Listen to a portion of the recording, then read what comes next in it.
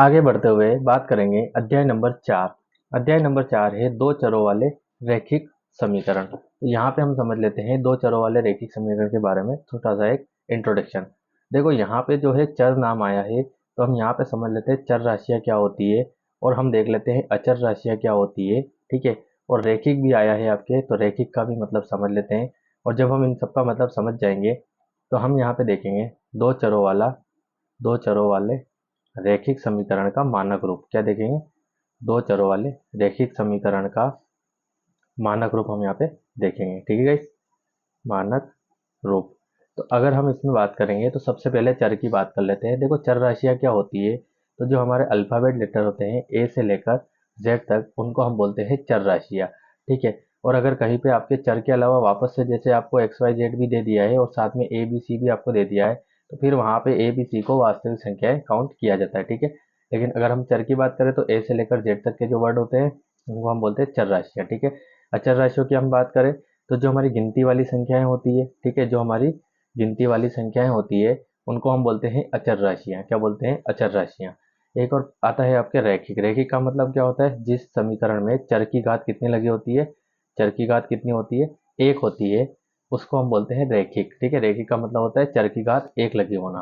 तो अगर हम यहाँ पे बात करें दो चरों वाले रैखिक समीकरण का मानक रूप, अब दो चर होने चाहिए। ठीक है, समझना, यहाँ पे दो तो चर होने चाहिए और घात कितनी होनी चाहिए? रैखिक। और समीकरण का मतलब बराबर का चिन्ह भी आपके होना चाहिए।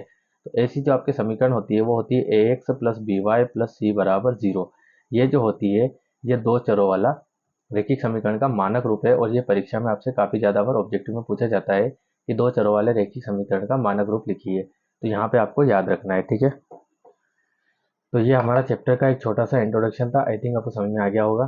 ठीक है, अब हम देखते हैं इसके क्वेश्चन 4.1 के। ठीक है, तो 4.1 का पहला क्वेश्चन आता है, एक नोटबुक की कीमत एक कलम की कीमत से दो गुनी है। इस कथन को निरूपित करने के लिए दो चरों वाला एक रैखिक समीकरण लिखिए। देखो संकेत आपको यहाँ पे दिया गया है, लेकिन परीक्षा में आपको संकेत नहीं दिया जाता है, तो आपको डायरेक्टली जो है विदाउट संकेत आपको सोल्व करना है। देखो एक नोटबुक है, उसकी जो कीमत है वो कलम की कीमत से डबल है। ठीक है, अब मान के चलिए कि कलम अगर आपके 5 रुपए की है, ठीक है, कलम अगर आपके 5 रुपए की है, तो जो नोटबुक है वो क्या हो जाएगा? 10, क्योंकि डबल है। ठीक, मान लीजिए कलम आपके 10 की है, तो जो नोटबुक है वो कितने का हो जाएगा? 2 गुणित 10 मतलब कि 20 रुपए का, मतलब डबल है। ठीक है, तो जो भी कलम है, कलम की जो भी कीमत है उसको डबल करेंगे तो हमें नोटबुक की कीमत मिल जाएगी। तो यहाँ पे दोनों की कीमत हम मान लेते हैं। ठीक है, तो 4.1 का क्वेश्चन नंबर पहला, माना कि, क्या लिख देंगे? माना कि, क्या लिखेंगे? माना कि एक नोटबुक की कीमत बराबर x रुपए, ठीक, तथा एक कलम की कीमत बराबर y रुपए। ठीक है, नोटबुक की कीमत हमने क्या बता दी यहाँ पे? x रुपए, और कलम की कीमत क्या बता दी? y रुपए। अब प्रश्न के अनुसार चलना है आपको। ठीक है, तो क्या लिख देंगे यहाँ पे? प्रश्नानुसार। और क्या बताएंगे? समझ लेना है। देखो नोटबुक की जो कीमत है वो कलम की कीमत से डबल है। ठीक है, तो अगर हम यहाँ पे लिखे कि नोटबुक की कीमत, क्या लिख देंगे? नोटबुक की कीमत बराबर क्या हो जाएगा? कलम की कीमत। कलम की, तो जो नोटबुक की कीमत है वो कलम की कीमत से डबल है, तो मतलब कलम की कीमत में कितने का गुणा कर देंगे? 2 का। तो नोटबुक की कीमत x मानी थी हमने 2, और कलम की कीमत y मानी थी, और हमको दो चरों वाला रैखिक समीकरण बनाना है। तो ये जो दोनों चर है एक ही तरफ हमको ले जाने पड़ेंगे, तो 2y को उठा के उस तरफ ले लेंगे तो काय का हो जाएगा? माइनस का। और जब यहाँ पे कुछ नहीं बचेगा तो बचेगा आपके 0, और यहाँ पे हम लिख देंगे समीकरण नंबर 1 दो चरों वाले रैखिक समीकरण का रूप है। ठीक है, रैखिक समीकरण का रूप है। ठीक है, बड़ा सिंपल क्वेश्चन है, आपको समझ में आ जाएगा। ठीक है, अगर आपको नोट करना है तो आप यहाँ से नोट कर लीजिए ये, उसके बाद ये। इसके बाद हम देखते हैं इसी का question number second. Question number second आपको दिया है, निम्नलिखित रैखिक समीकरणों को a x plus b y plus c बराबर 0 के रूप में व्यक्त कीजिए और प्रत्येक स्थिति में ए बी और सी के मान ज्ञात कीजिए। देखो ये जो सवाल हमको दिए गए इन सभी को इस समीकरण के रूप में व्यक्त करना है, मतलब बराबर में क्या लाना है आपको? 0। ठीक, और प्रत्येक स्थिति में आपको ए बी और सी के मान बताने हैं। ठीक है, तो सबसे पहला सवाल हमें दिया है 2x प्लस 3y बराबर 9.35 का बार। ठीक है, तो पहला दिया है 2x प्लस 3y बराबर 9.35 का बार। तो देखो कोई भी सवाल आता है आपको एक चीज का ध्यान रखना है कि बराबर में आपको क्या लेना है, 0। ठीक है, मतलब कि ये वाली जो संख्या है ये उठ के उस तरफ चली जाएगी तो काय की हो जाएगी, माइनस की। क्या हो जाएगी, माइनस की। तो बराबर में क्या बचेगा, 0। और इसी को हम दे देंगे समीकरण नंबर 1। जैसे ही आपके बराबर में 0 बचता है आप समीकरण नंबर 1 डाल देंगे। ठीक है, समीकरण 1 डालने के बाद आपको चूंकि ए बी सी का मान निकालना है तो आपके लिखेंगे समीकरण 1 की तुलना। ठीक है, समीकरण 1 की तुलना ax plus b y plus c बराबर 0 से करने पर। ठीक है, ये जो समीकरण है आपको याद रखनी है या फिर आपको प्रश्न में मिल जाएगी। ठीक है, लेकिन ये दो चर वाले रेखीय समीकरण का मानक रूप है तो आप याद कर लेंगे तो ज़्यादा अच्छा होगा, है ना। तो यहाँ पे आपको समीकरण 1 की तुलना इससे करनी। देखो ये समीकरण की तुलना इससे करेंगे तो इससे होगा क्या, x से x कैंसिल हो जाएगा तो a का मान 2 मिल जाएगा, y से y कैंसिल हो जाएगा तो b का मान 3 मिल जाएगा, और c का मान क्या हो जाएगा, माइनस का 9.35 बार। कुल मिला के x के साथ वाली संख्या a का मान है, y के साथ वाली संख्या b का मान है, और जो अकेली संख्या है वो c का मान है। ठीक है, तो बस हो गया हमारा काम। देखो a का मान हो जाएगा 2, b का मान हो जाएगा 3, और c का मान हो जाएगा -9.35 का बार। ठीक है, अब आपको करना क्या है कि ये वाली जो लाइन है, कौन सी वाली, ये वाली जो लाइन है ये आपको हर प्रश्न में लिखनी है। अब मैं ये हर प्रश्न में नहीं लिखूंगा, आपको हर प्रश्न में लिखनी है। ठीक है गाइस, अब हम देखते हैं इसका अगला क्वेश्चन। ठीक है, तो अगला सेकंड क्वेश्चन आपको दिया है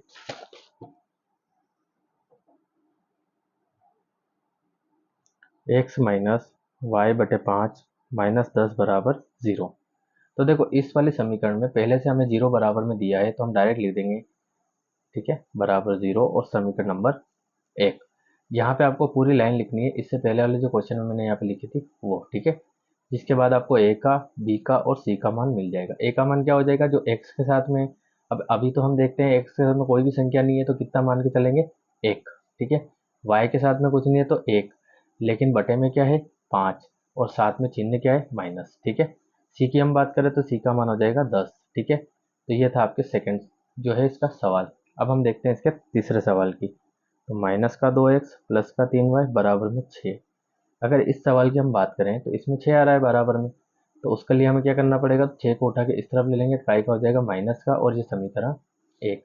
फिर से आपको समीकरण 1 की तुलना उससे sorry a x plus b y plus c बराबर 0 से कर देनी है। मतलब कि जो पहले क्वेश्चन में जो हमने लाइन लिखी थी वो, जैसे आप तुलना करेंगे ए का मान -2 मिल जाएगा, बी का मान 3 मिल जाएगा, और सी का मान माइनस का 6 मिल जाएगा। ठीक है, क्लियर। उसके बाद हम देखते हैं इसका चौथा सवाल। चौथा आपको दिया है x बराबर 3y, बराबर में हमको क्या लाना है, 0। मतलब 3y उठा के किस तरफ भेजेंगे, इस तरफ, तो माइनस का हो जाएगा बराबर का 0, और ये हो जाएगा समीकरण 1। फिर से समीकरण 1 की तुलना कर लेंगे, और जैसे तुलना करेंगे a का मान, b का मान और c का मान हमको मिल जाएगा। a की बात करें तो जो x के साथ में संख्या है वो a का मान है, तो x के साथ तो कुछ नहीं, तो 1। b का मान y के साथ वाली संख्या, और c का मान तो c तो इसमें है ही नहीं इस बार, मतलब अचर पद तो आपके है ही नहीं, तो क्या हो जाएगा, 0। ठीक है, ये इसका आंसर हो जाएगा। इसके बाद हम पांचवा देख लेते हैं, 2x बराबर माइनस का 5y। ठीक है, तो हल करते हैं। तो सबसे पहले तो आपको पता है इसको इस तरफ लेके आना पड़ेगा, तो ये ले लेंगे, तो क्या बच जाएगा, 0। समीकरण 1। समीकरण 1 की आप कर देंगे तुलना, तो a का मान, b का मान और c का मान। तो a का मान क्या हो जाएगा, इस बार x के साथ 2 है, b का मान y के साथ इस बार 5 है, और c का मान क्या हो जाएगा, तो अचर पद तो है ही नहीं इसमें, तो क्या मान के चलिए, 0। ठीक है, इसके बाद हम देखते हैं अगला। तो अगला आपको क्या दिया है, छठा सवाल, 3x प्लस 2 बराबर 0। तो यहाँ पे देखते हैं 3x प्लस 2 बराबर 0 और समीकरण 1, क्योंकि इसमें पहले से बराबर हमको 0 दिया हुआ है। ठीक है, तो समीकरण 1 की तुलना ax plus b y plus c बराबर 0 से करने पर ये लाइन आपको यहाँ पे लिख देनी है। उसके बाद आप जो है ए बी सी के मान निकालना है, तो a का मान, b का मान और c का। देखो a जो होता है वो x के साथ वाली संख्या होती है, b जो होता है वो y के साथ, लेकिन इस बार तो y आपके है नहीं। अगर y नहीं है तो y का मान क्या लिख देंगे, 0, और c आपके अचर पद 2 है इसमें। ठीक है, ये इसका आंसर हो जाएगा। इसके बाद देख लेते हैं अगला क्वेश्चन। अगला है 3x प्लस 2 बराबर 0। ठीक है, तो इसमें भी आपको पहले से 0 दे दिया है बराबर में, तो आपको 0 नहीं लेना है। ठीक है, तो सीधा क्या हो जाएगा, यहाँ पे देखो समीकरण 1 बना देंगे और इसकी हम कर देंगे तुलना। क्या कर देंगे, तुलना।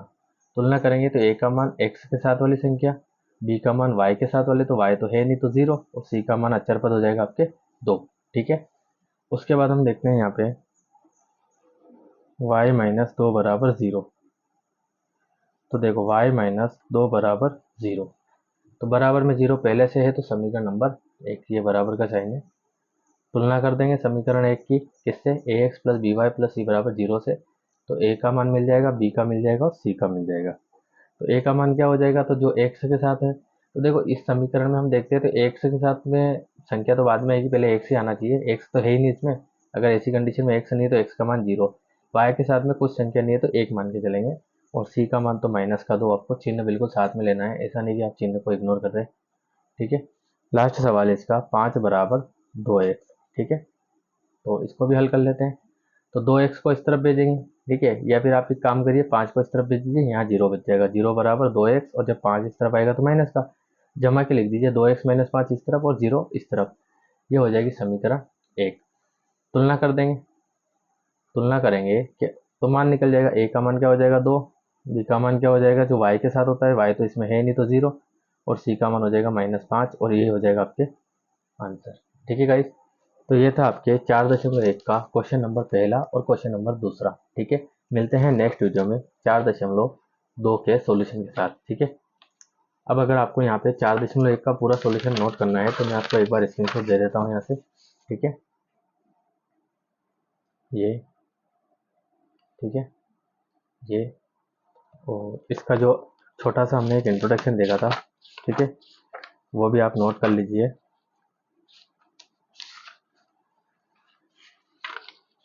ये वाला, ठीक है, परीक्षा के लिए इम्पोर्टेंट है। ठीक है, ये नोट कर लीजिए पहले, उसके बाद यहाँ से नोट कर लीजिए। ठीक है, ये